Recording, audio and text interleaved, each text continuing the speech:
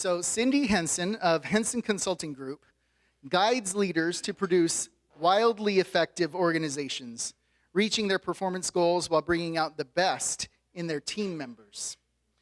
Ms. Henson has an MBA with an emphasis in information technology and a master's, catch this, in international peace and conflict studies from the prestigious United Nations University for Peace. She's also certified as a senior professional in human resources by the Society for Human Resource Management, and she's certified in the Myers-Briggs Type Indicator and certified by the highly effective tool Accelerating Change. Cindy works with nonprofits, governmental entities, and triple bottom line businesses that are making a positive difference in the world. She helps them to be inspired about their work that they do and how they can contribute to the greater good in the world. One of her clients, the city of La Quinta, received CSMFO's 2018 Helen Putnam Award for their culture and leadership development programs and results.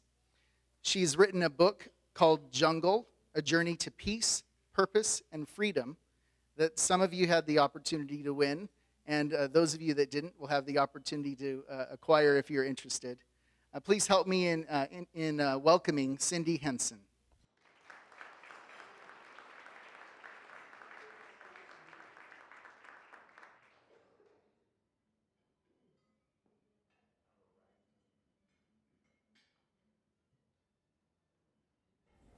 So as a young 30-year-old manager, this happened, and I was so shocked by it that I've never forgotten it.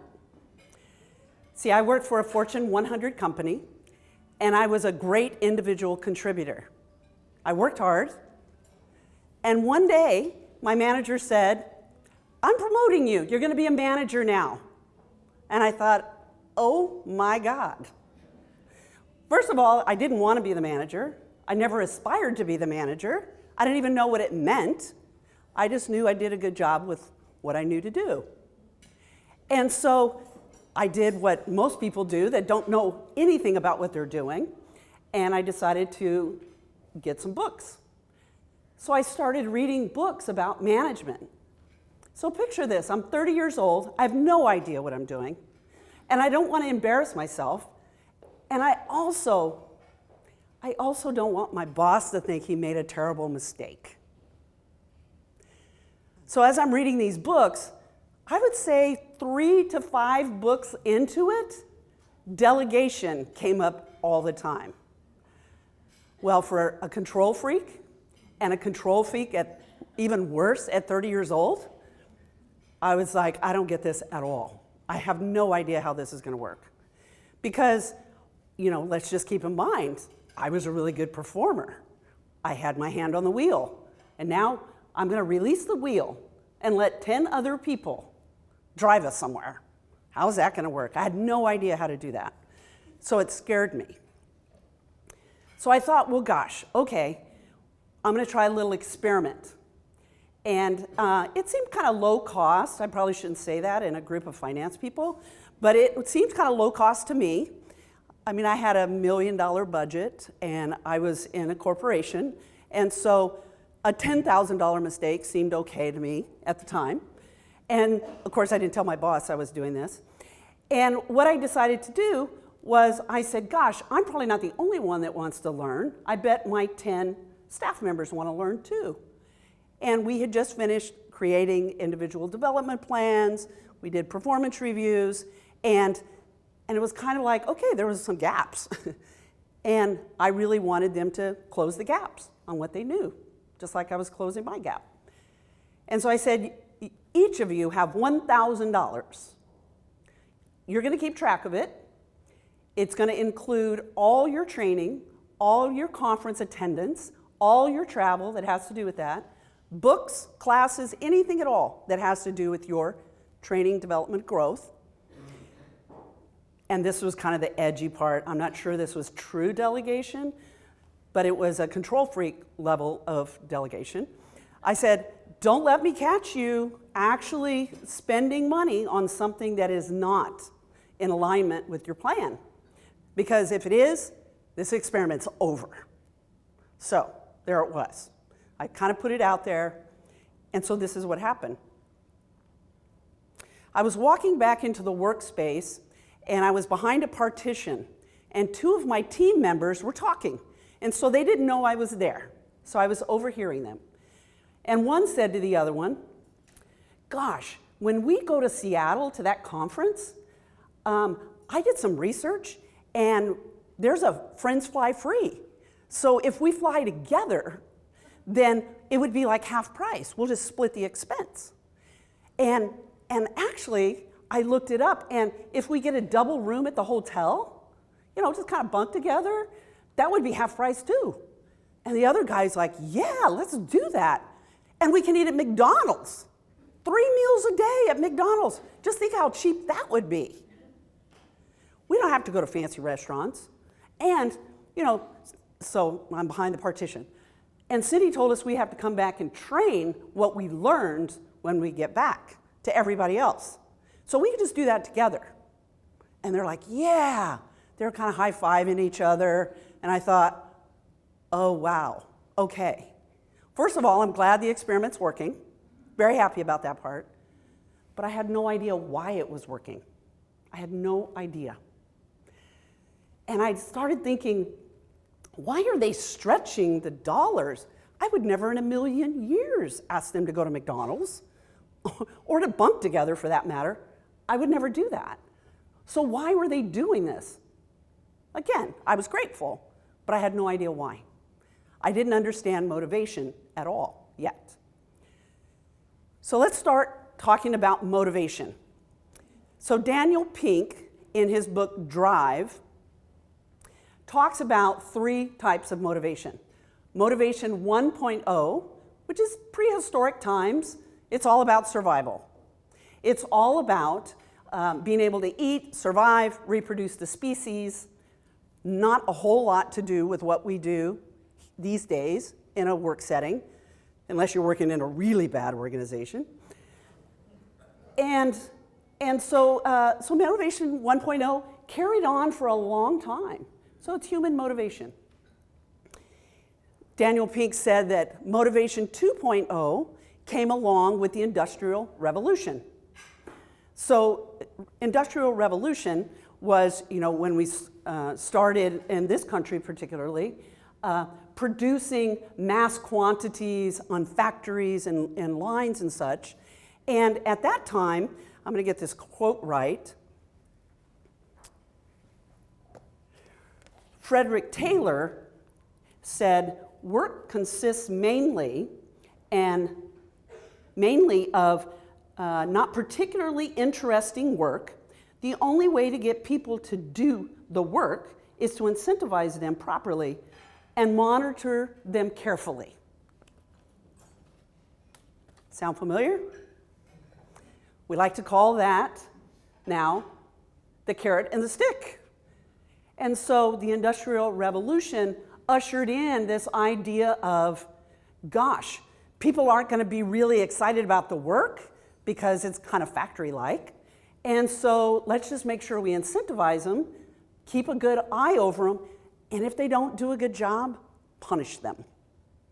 Punish them. They know better than that. So this moved along, this motivation 2.0, all the way through. So the Industrial Revolution was at the beginning of the 1900s. So this motivation level stayed, and you might actually be able to see pieces of this in your own career. More on that in a moment. But this stayed the predominant way to motivate employees in the relationship between management and employees all the way up until, gosh, 80s, 90s. Some still are doing it. And then what came along was this idea of motivation 3.0, which Daniel Pink says is made up of 3 parts. It's made up of autonomy. So it's the desire that people have to actually control their own destiny. It's also made up of mastery, which says there's an intrinsic need by people to actually get better. And you can think about this as, what do people do on the weekends that they don't get paid for, but they just get better and better at it? Because it's the enjoyment of it. I'm looking out at somebody golfing right now. Well, none of them are pros, but they want to get better at it. So they keep working at it. They keep working at their game.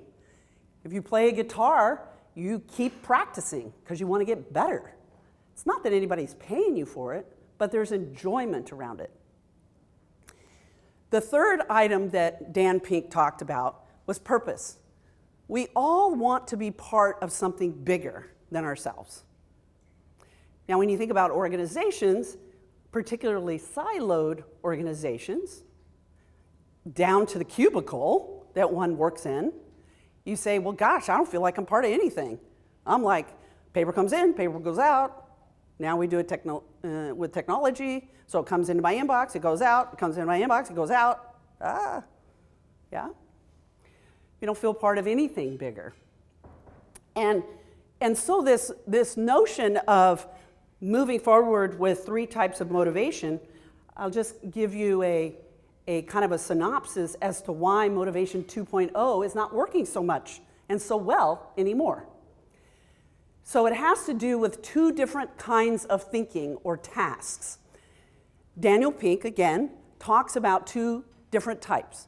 Algorithmic, that is a step-by-step that you do correctly to one answer, to one result. And in the finance world, there's actually a lot of work like that. Absolutely. I mean, I want you to do step by step if you're in payroll and I'm getting a paycheck from you. I want you to do it correctly. And I want you to come to one outcome. And it ought to be the outcome that I think it should be. Yeah? Absolutely. So there's several kinds of jobs like that. Keeping the books are that way. They got to be accurate. As a matter of fact, what's most important in the finance world is accuracy, timeliness, and transparency. And if you're not doing that in a finance organization, you're kind of in big trouble. And so's your organization. So there's no doubt that there's this kind of work. But here's the other piece. Heuristic kinds of tasks, which are more creative, require additional thinking, and have multiple conclusions, are really where we want to start taking our workforce. And here's why. See, you have finite amount of resources, and so you're going to have to figure out how to stretch your dollars. You got to figure it out. And the way to do that is to get more from people that you already have on your payroll because they want to. Because they want to. So let's talk about that for a second.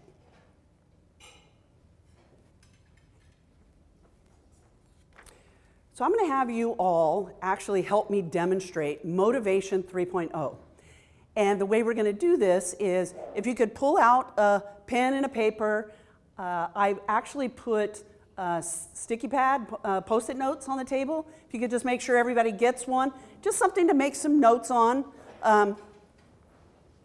If you have paper, that's great. I just want everybody to, you're going to help me demonstrate here. I just want to make sure everybody has one sticky note that they can write on, and hopefully you have pens or etc. It's a real simple exercise.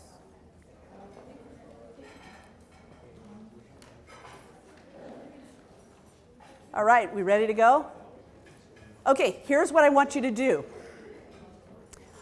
I want you to create an XY axis. So on the x-axis is time. So go ahead and write this. XY axis. On the x-axis is time. On the y-axis is career capabilities and skills. Career capabilities and skills. Very simple little axis here. Okay? Okay, we're ready to go. Now, I want you to put a dot on 2008, 10 years ago, what you believe your capabilities were in your career in 2008. Now, let me remind you what was happening in 2008, just in case you have forgotten. So, the US economy was in a free fall. People's houses were going under. It was a very difficult time financially in this country. And we had a new president-elect. We had automakers on the verge of bankruptcy. I mean, things were not looking good. You finance experts, you were probably like, what is going on? People like me that had no idea what was going on, I just knew that my home was getting underwater really quick. And I was like, I just don't understand this whole mortgage thing. What is going on? So whatever was happening in your life, think back on where you were in your career, where you were working, what your capabilities were like. Just, you're gonna have to go with me here. I know this is vague for an audience like this, but it's just an exercise. So put a dot where you would believe 2008 is for you, your career capabilities and skills. Now, fast forward to today, 2018, 10 years later, and put a dot where you believe your career capabilities and skills are now. Okay, hopefully it's trended up. I'm going to say everybody's has trended up because you wouldn't be in this room if you weren't successful. And it was not a straight line, I promise you. As a matter of fact, your learning was not a straight line either, because learning doesn't happen that way. So learning happens a couple of different ways. So let me talk about that for a moment. So there's foundational learning, which is a step by step by step. And the way to think about it is, I need to understand and master math in order to do algebra. I need to master and understand algebra in order to do trigonometry. I need to master and understand trigonometry to do calculus. Yeah? You can see the foundational learning. If you skip a step, it won't work. Foundational learning, step by step by step. You follow? Okay, there's a second kind of learning that happens, and it's called breakthrough learning. This is how breakthrough learning works. So you're moving along, and one day, something happens in your life, in your career, whatever. It was previously unknown to you, and now it is known. You had no idea it existed prior to that moment. And then you understood it, and you're like, wow, I had no idea. Kind of like what I was talking about with my colleagues that were reporting on my team that were like, I don't get what just happened, but wow. Okay, interesting. Now, you can't unlearn that, because once you learn it, you know it. You can't pretend you don't know it. So actually, though, what happens is you start to plateau, and you move along with that information, and then sometimes you start to have a crisis of confidence. You don't unlearn, you just kind of dip down a little bit. You kind of forget. You forget how awesome you are. And then you have another breakthrough learning, and you kind of start to plateau a little bit, and then you learn again, and you plateau, you drop down, crisis of confidence, maybe a new role, and you're kind of like, oh, can I do this? You drop down a little bit. Again, you don't unlearn, it's just that it's an interesting trajectory. It's not step function, it's not straight line, it's more of a jagged kind of breakthrough. Now, to be fair, in your career, where you posted or put your 2018 dot, you had a combination of all of these learnings, both of these learnings, I should say. Breakthrough and foundational. But here's my question to you. What catapulted your learning? You had foundational learning in your career, and you also had some kind of breakthrough kind of learning that has happened. And so here's my question for you. What catapulted your learning? So on another sticky note, or the same one, I'd like you to think through and write down answers to 3 questions. What was the situation, circumstance, project, job, maybe even a mentor that you're thinking of during that 10-year time frame? At least one. What was your learning? And then thirdly, what made the learning possible? What made the learning possible? You follow? Clarifying questions? Anybody? It's really okay if you have questions.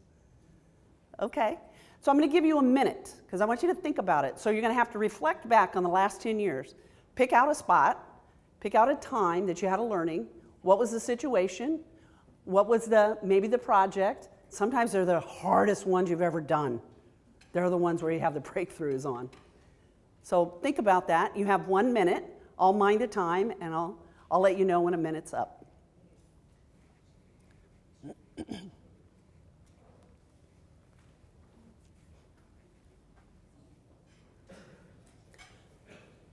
So once you've jotted down the answers to these 3 questions, I want you to turn to a neighbor. You have 2 minutes to share with him or her. If you don't know them, please introduce yourself. Hopefully you have already introduced yourself. You've already eaten together. But go ahead and share with them the answer to your 3 questions. And then I'll tell you, you have about 2 minutes, and I'll tell you to switch, and the other person will go. So choose an A and a B. A's go first. Clarifying questions? Okay, go.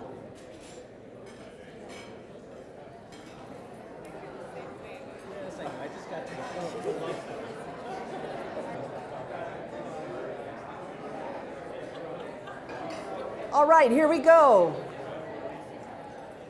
All right, let me hear from 3 or 4 people. I want to know what made the learning possible. What made the learning possible? So you don't have to describe to the whole room the situation and all of that, but what made your learning possible? Let's hear. Please. Please, yes. I was going to say, it's something we were just talking about that all of us kind of have the similar thing, that it was ourselves that made it possible. It was just being tenacious and going, okay, I got to figure this out, and how do I do it?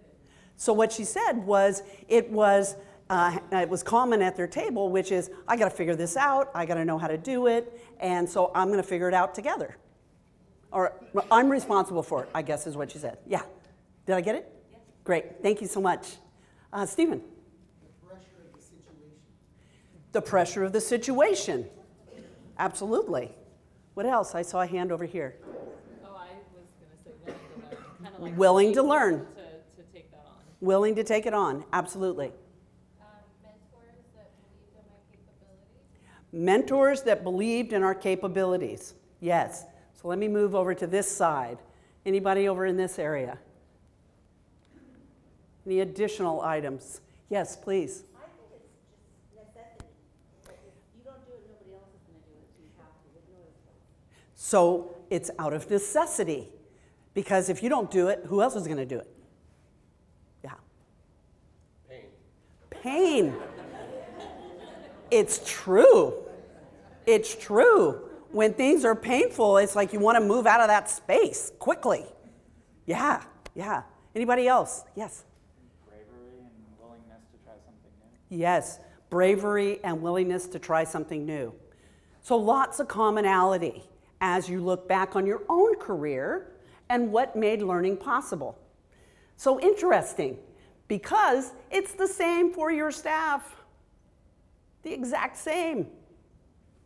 So let's talk about the common characteristics of motivation. So I'm going to talk about intrinsic and extrinsic. So you'll recognize extrinsic motivation as motivation 2.0, carrot and stick. Yeah? In the real world, we call it grades or praise or money or punishment. That's what we call that. And then motivation 3.0 is more internal, which many of you mentioned, actually. Pride, figure it out, it's painful, nobody else is going to do it, I need to do it, I'm curious, I'm interested, I need to achieve. This is intrinsic motivation.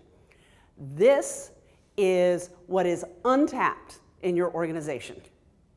This is untapped in your organization. So let's talk about how you might consider in the finance department moving this forward. So your job as leaders is to create the conditions to be able to tap this talent. And I promise you, your team, when they are expressing, using all their talents because they want to, they are going to win. You're going to win. Everybody's going to win. And they're going to do better than the next team every single time because you're getting all of them. You're not just getting their mind, you're getting their heart along with it. This is how you want, this is like the gold of this whole conversation. How do you do that? And guess what? Even in the end, they're more productive, they're happier, and they're more fulfilled. So why is this important in a finance organization, in local government? Why is this, in cities or special districts? And I'm going to talk specifically about cities for a second. I came from corporate. After 20 years, I moved over and started working in the public sector. And I did that because I was tired of the profit-only motive, so much so that it was so violated my own value system that it made me sick. And when I recovered from my illness, I was like, I'm not doing that anymore. I'm only working with leaders and organizations making a positive difference in the world. And for me, that's government agencies, nonprofits, and triple bottom line corporations. Triple bottom line. Conscious capitalism, you've heard people talk about. Triple bottom line, people, planet, profit. Notice profits last. So those are the only folks I work with anymore. Why? Because I get sick when I work with profit only. I can't stand it. It doesn't match me. It doesn't work with me. So a lot of clients that I'll get on referral, if that's where they're at, I'm not their person. And I just refer them to colleagues because I don't want to work with that. So all that to say, cities, oh my gosh, your job is so much harder than it is working in a corporation. Here's how I see cities. This is my definition. Deliver services with finite revenue based on the priorities of an elected body, all in the light of day. Like, there's so many problems with, or not problems, so many difficulties with this statement. There's so many ways it can go wrong. Am I right? Yeah. So I think you guys' job is super hard. I do. And so I also know that you, unlike a corporation, you can't make profit to reinvest it in the business. You can't make more money so that you can hire more staff. You can't do that. So you've got to figure out how you're going to stretch your dollars. And the only way, as I mentioned before, is to tap the talent that you already have. So I mentioned a moment ago that Motivation 2.0 is not enough. All right, a little chuckles. I knew you would like that. It's like, okay, it's the carrot talking to the stick, like, you're a psycho. And the stick is talking to the carrot like, you're a wimp, right? Because that's how we think of Motivation 2.0. We've got to monitor people. Otherwise, they're not going to do a good job. I promise you it's not necessarily true, at least not all the time. So where do you go with this? So let me talk about one other experience I had when I was working with this Fortune 100 company, and I and my team of 10 were responsible to elevate the culture to one of performance, to one of measurement, to one of delegation, to one of decision making. So you can see why I had to study a lot, because I was like 1 minute in front of everybody with my understanding. And I had this occasion to go to a factory tour in Corning, New York. So Corning, this factory, made catalytic converters for cars. And they had two types that they built at this factory. It ran 24/7. They had oval catalytic converters and rectangular catalytic converters. And every time they needed to cut over the line to the other type, they had to shut down the line for 8 hours. So they lost 8 hours of productivity. And so they tried to get really good at predicting how many of each type they needed to build so that they minimized the number of cutovers, because that was lost time, lost profit, lost money. So as we were as we were on this tour, all the Corning suits were walking us through this factory because they had actually made a culture change. They had created a bunch of internal training and materials. They were actually progressing and making profit. I guess I'll go this way, with profit. And they had convinced management that, in fact, they could sell this program on the open market. And so they could sell it as a product. And so we were there to figure out if we wanted to buy their product. And so they're giving us a tour, you know, kind of a dog and pony show, and we're walking along the factory line, and we would stop at the machinists, and they would tell us a, you know, kind of a canned story. And we came up to this one guy, and one of the Corning suits said, this is Dave, and he brought forward the idea of cutting over the line in 20 minutes. Not 8 hours, 20 minutes. And everybody's like, wow, that's crazy.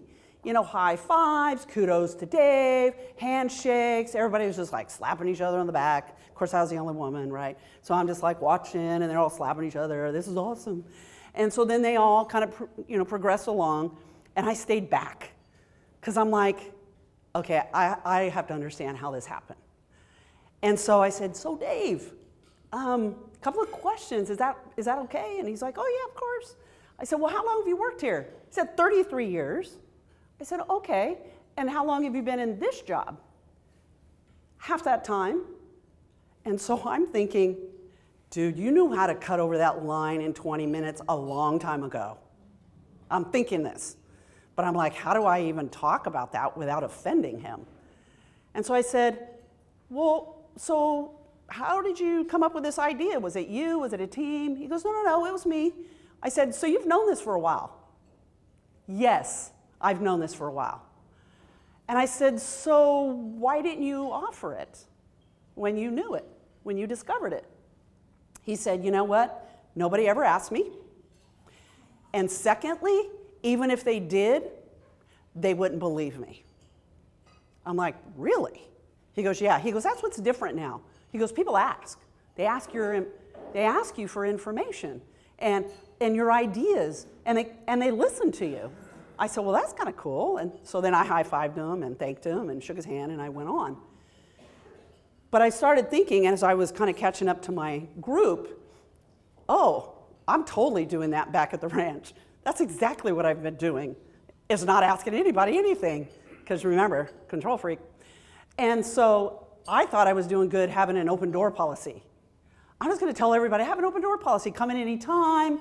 I'm happy to help. But, you know, it's up to you to reach out to me. And I'm thinking, yeah, they're not coming through that door. And now I'm understanding why. Because I haven't asked anybody. I haven't been asking questions. And I thought, well, why do I have to ask the questions? And I was just like, okay, all right, fine, I'll ask the questions. So, autonomy is all about having freedom in task, so what it is you do, freedom in when you get to do it, time, technique, how you do it, and freedom in choosing who you do it with, team. So task, team, technique, task, time, technique, and team. So here are some tips for you on autonomy that you might consider, that you could quickly move forward. These are kind of easy things to do, by the way. You could provide support and ask for viewpoints. I know, doesn't seem like rocket science, but if you're like me at all, you might not be asking enough. So you need to ask. And you need to respect, you want to expect, if you want autonomy, to respect individual preferences. Because people value each of those 4 T's differently. But you want to keep accountability, because actually people that are performing and that have autonomy, they don't just want control, they want to be held accountable. They're proud of what they're doing, and they appreciate being acknowledged for it. So here's something you can try out as soon as you get back. You could easily ask each of your staff members to rank order the 4 T's, and once you understand what's important to each one of them, if you have any flexibility at all, offer that and let them have some freedom, you'll be shocked at what happens. You'll be shocked. Now, I recognize that you don't have freedom everywhere. I get that. But I'm going to challenge you to look at where you do have freedom, and don't just assume that just because you're in finance that there aren't opportunities for people to do creative kinds of work. This shocked me. This is a Gallup poll, and it says that 1/3 of the employees in the United States are engaged. 1/3. Does that shock anybody or just me? I think that's shocking. And so you can see by the definition what engaged means. Passionate, offering ideas, innovative, etc. A full 50% are not engaged. Not engaged. They come into work, they're doing their job, they're going home. Not engaged. Wow. And this one just really sends me over the edge. 60.5% are actively disengaged. And by that, it's like they are not just unhappy, they're enrolling everybody else in their unhappiness. So they're the complainers, they're the ones that are causing the problems, they're the ones that are rallying everybody to just kind of be like upset. You know what I'm talking about. So it's kind of like, wow. So if you kind of go with me with some loose Cindy Henson kind of math, then suddenly we have 2/3 of our workforce that is not giving their best. And I'm saying you can actually tap into that by doing some of these exercises, actually focusing in on talking about autonomy, mastery, and purpose. By the way, you may not have these exact numbers, but it would be really interesting to share it with your staff or your department and be like, what do you guys think it is? It'd be so fascinating, right? Why not have a conversation? How cool would that be? I know. Which one are you? I knew it. No. So mastery. Mastery is the idea of tapping into this urge to get better and better at what we do. So let me give you some tips on that. You could create learning goals, not just performance goals for staff. So I'm sure you have performance goals of some form or another, and you should add a learning goal. And those of you that might be sitting there right now thinking, oh yeah, they don't really want to learn, you need to stop that. Because I'm telling you what, they have been trained into not wanting to learn. You need to untrain that. And only you as leaders can do that.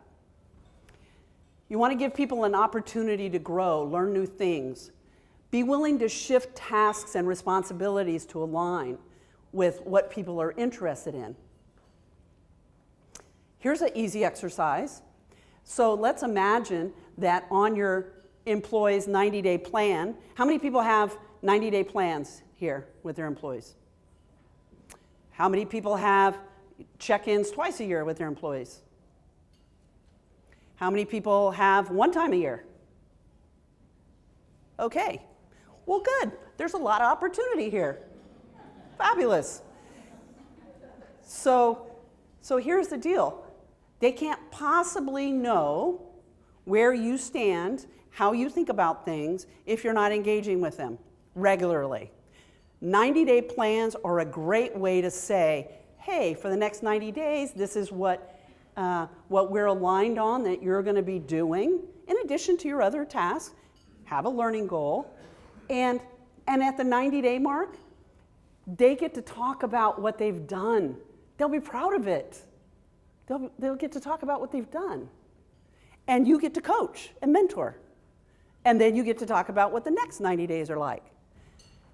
Now, these are not any big, long conversations. These are like half an hour. And you got to be consistent. So consider doing that. The last thing that I would mention is you want to be part, you want them, you, We all want to be part of something bigger than us. So it's purpose. So you've probably heard this fable about somebody walking by a bricklayer, and he's laying bricks, and the guy asks him, "What are you doing?" And he says, "I'm laying bricks." Kind of like, duh. And he goes to the next guy. He's doing the exact same job. And he says, "What are you doing?"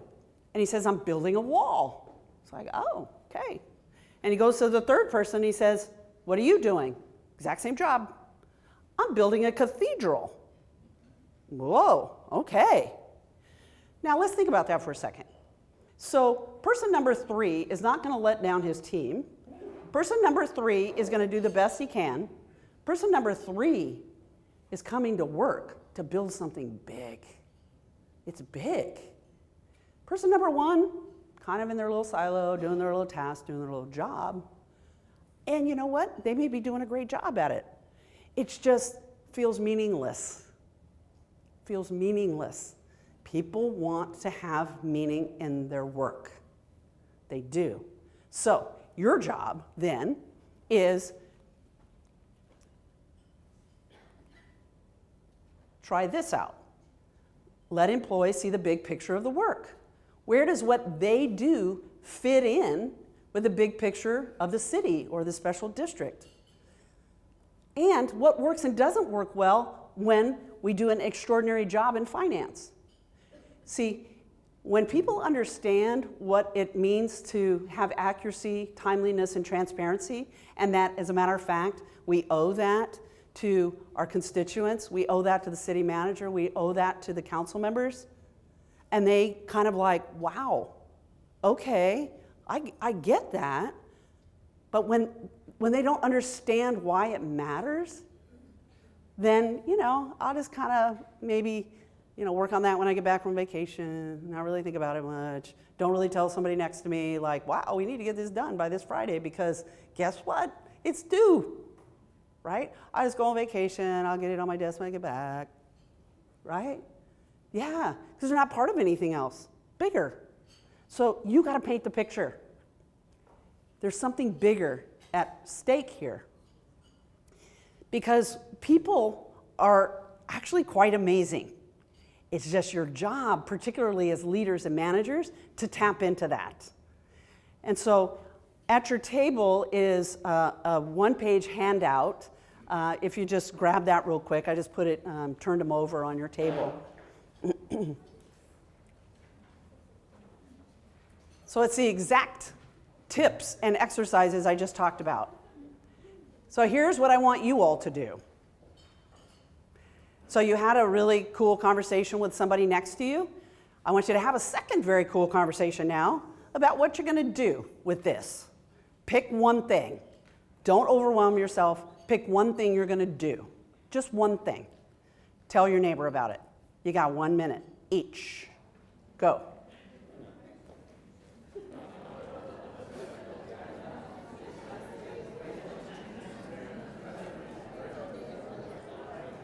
All right. Go ahead and wrap up your conversations. Let me hear just one thing from 3 or 4 people that you're going to try out. I promise you these are so low key and so easy to do, and you're going to be surprised at the results. So that's my promise to you. So what am I hearing?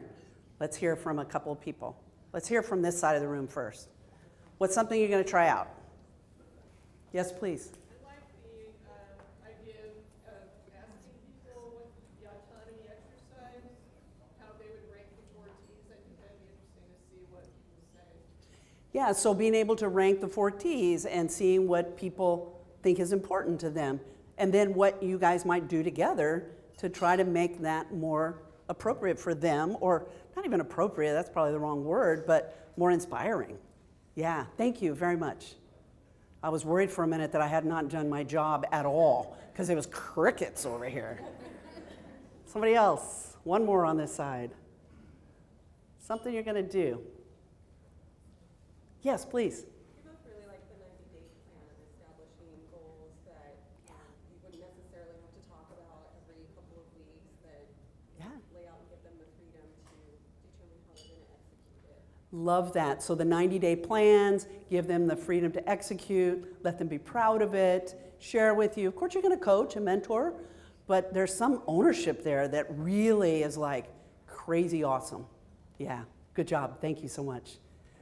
All right, yes, please. Our group liked the learning goals, not just the performance goals, because one of the comments was that it would make the meetings less about negative things and more about growing.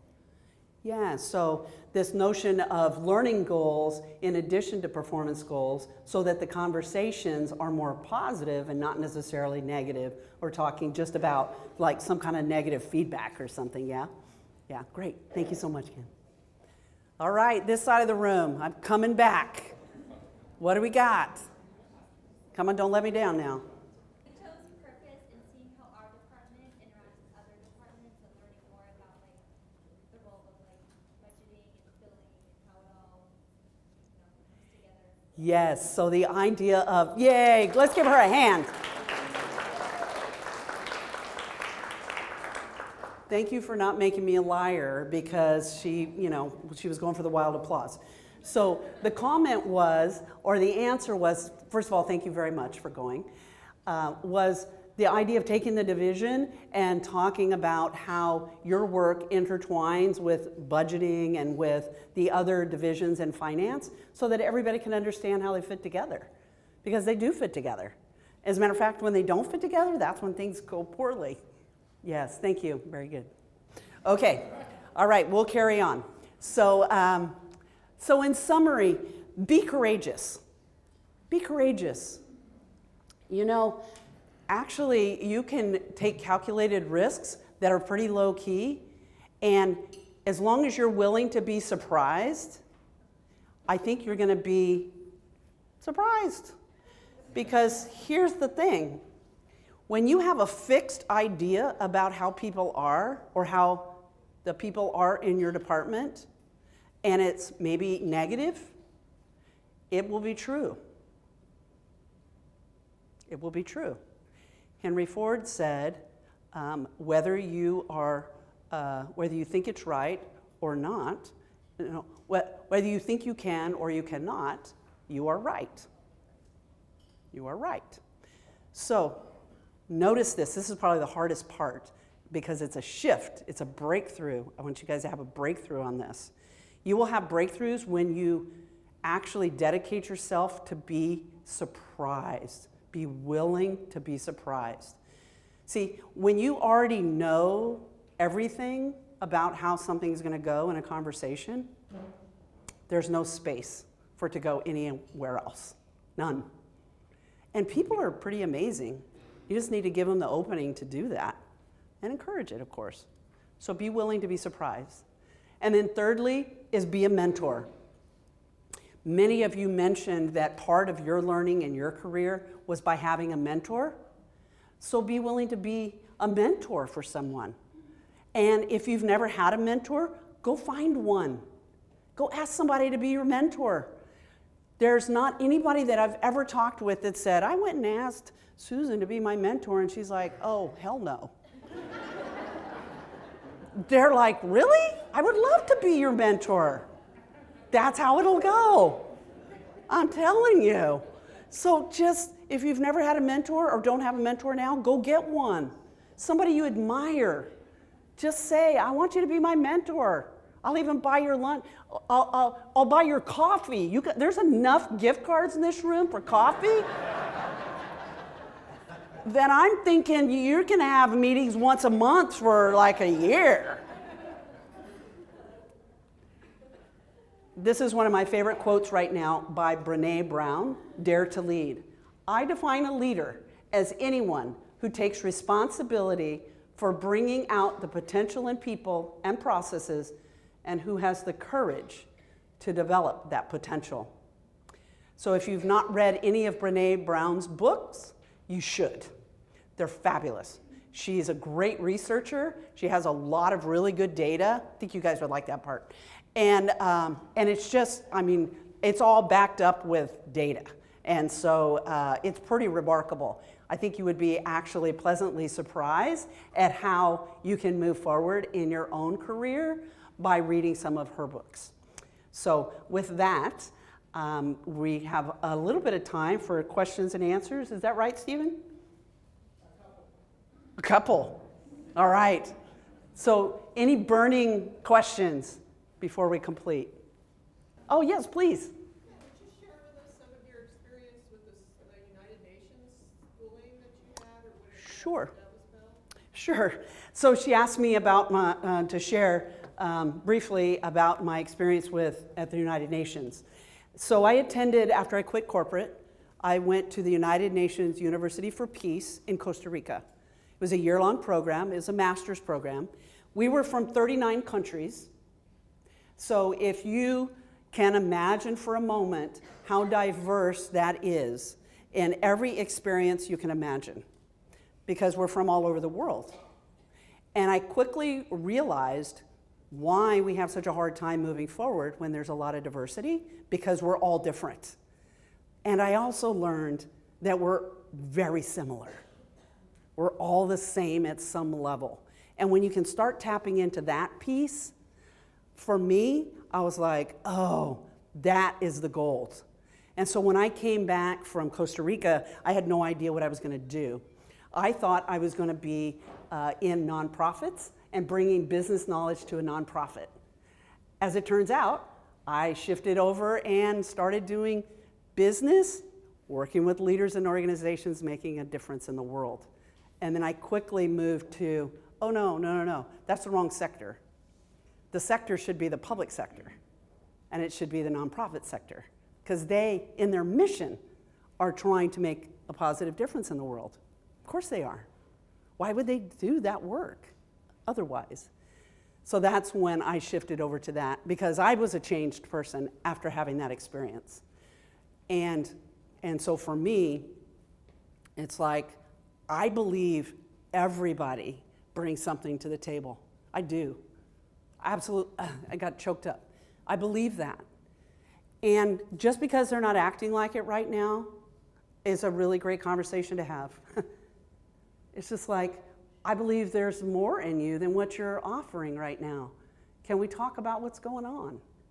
When you can connect at the heart level with another human being, there's breakthroughs that happen all over the place.